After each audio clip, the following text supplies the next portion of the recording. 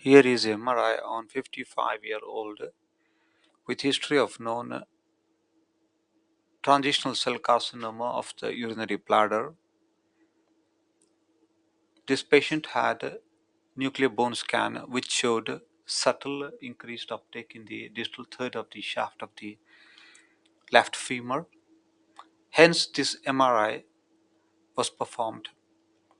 What we see on this MRI on the sagittal T1 weighted sequence, there is heterogeneous mixed signal intensity area within the medullary cavity of the distal third of the shaft of the femur.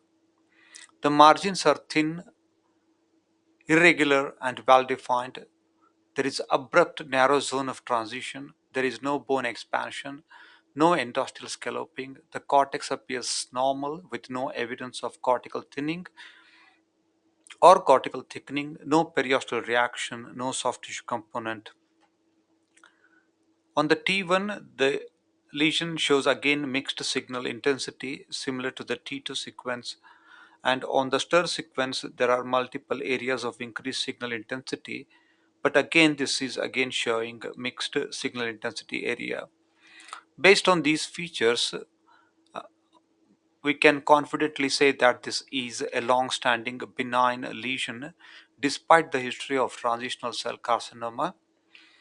Looking at the serpiginous appearance and very subtle uptake on the nuclear bone scan, these findings are very likely to represent an old bone infarct.